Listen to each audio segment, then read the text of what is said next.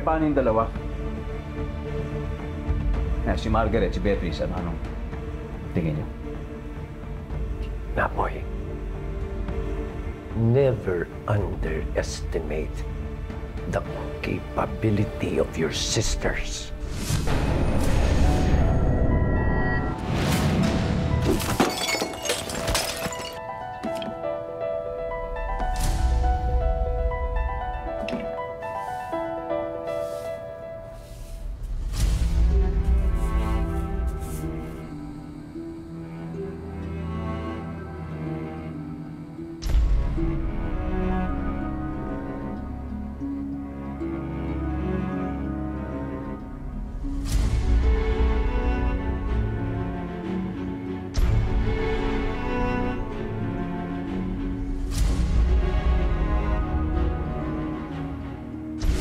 Beatrice? Si Beatrice lang ang alam kong maagang-maaga pa lang ay umiinom na. And as far as I can remember, parang lasa nung favorite wine niya yun.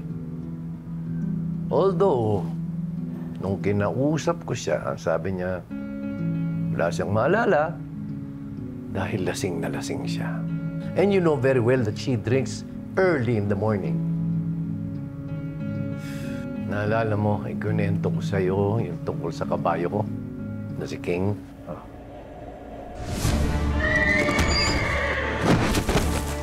Dinalaw ni Margaret yung dating caretaker niya.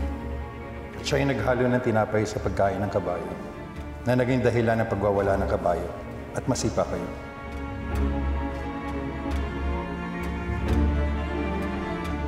She really did this to me? Kinausap ko rin si Margaret. Pero ang sabi niya, takot lang daw yung caretaker, kanya nga nagtago na. Nagkamali lang daw naman yung tao, dapat unawain din. And according to her, forgiveness takes about 77 times 7, according to the good book.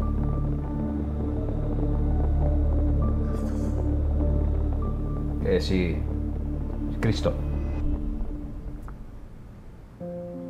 No, that one. My gut tells me that he had something to do with the riding in tandem na umambush sa atin.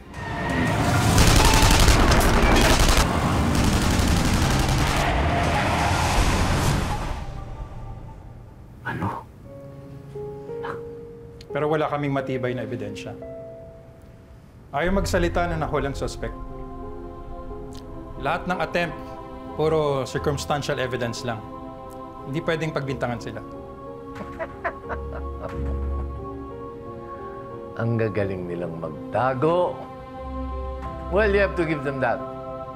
Mga reales sila eh.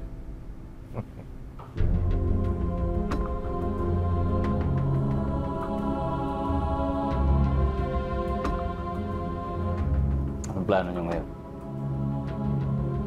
Hanggang kailan kayo magpapaklak? To tell you the truth, Napoy, hindi ko alam kung anong gagawin ko ngayong naging maliwanag na isa sa mga anak ko ang nagtangkang patayin ako. I have half the mind to punish them all.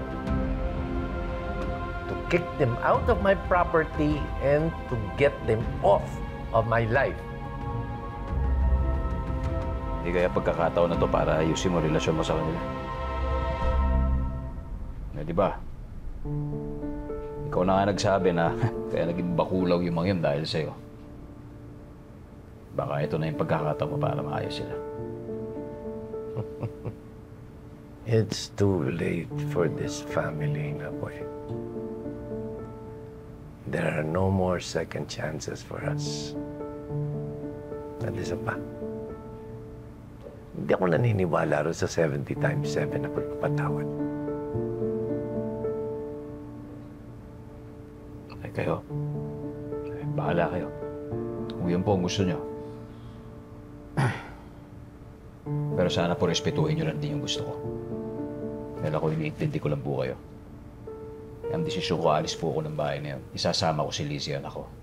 Doon sa bahay na hindi natin alam kung sino ang mamamatay tao. Hindi ko napuproblemahin, pati yung biyanan ko may kaso pa para sa akin. Kailangan na namin umalis, tatay. Sana respetuhin niya. I understand you, anak. And I truly am very sorry for bringing into this mess. I only have one thing to ask you. Kung maaari sana, huwag mong sasabihin sa mga kapatid mo na alam mong buhay ako. Dahil hanggang ngayon, I can sense that my life is still in danger.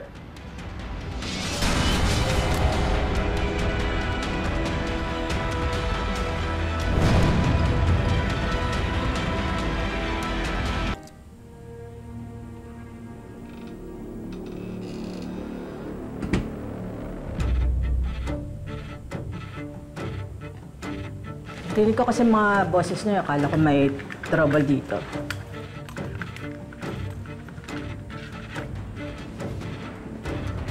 Alam mo rin to. Wala naman akong choice eh. Sinabihan lang ako ng plano. Tsaka hindi ako nagsinungaling sa inyo. Hindi lang ako nag-comment sa mga sinabi ni Emil. Teka po sir, akala ko hindi dapat alam ng mga anak niyo. Nasundan niya lang ako. Don't worry. I am safe with Napoy. Alam kong hindi niya ako sasaktan. Hindi ka tulad ng mga anak ko.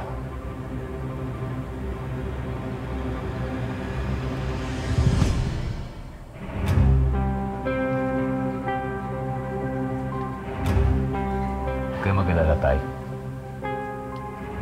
Wala akong sasabihin. Pero sana pag-isipan niyo rin ang sinabi ko sa inyo.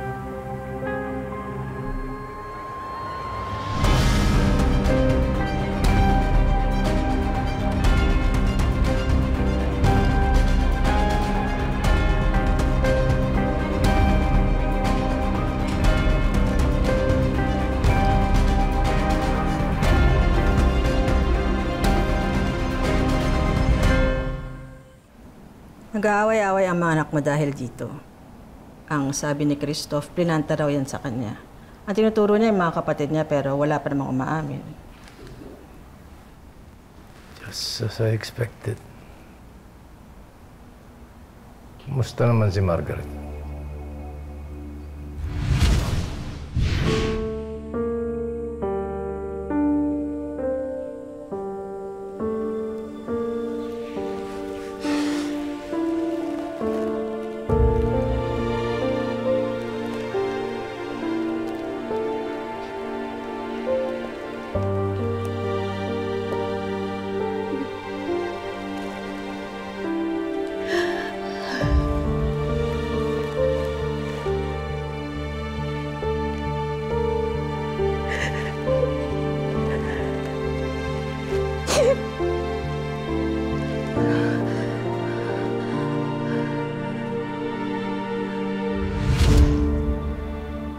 At si Beatriz?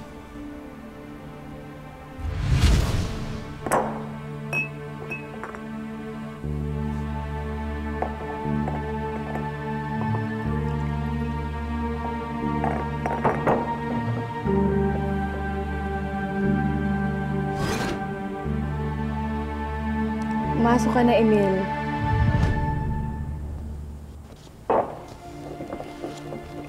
Nakita ko lang kasi na pumasok ka dito. Kaya.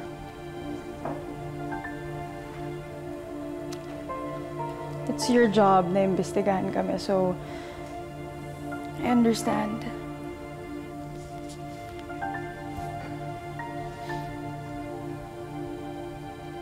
You know, nung bata ako,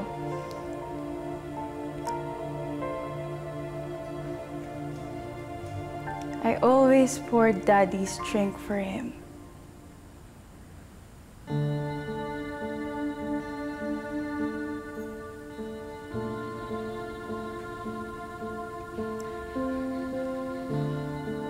Sabi niya mas masarap daw kapag ako yung gumawa.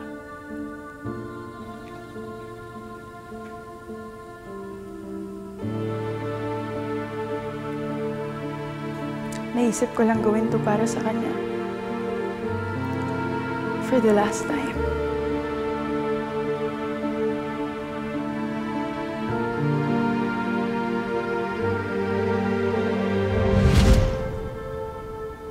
Sa palagay ninyo, tama ba si Napoy?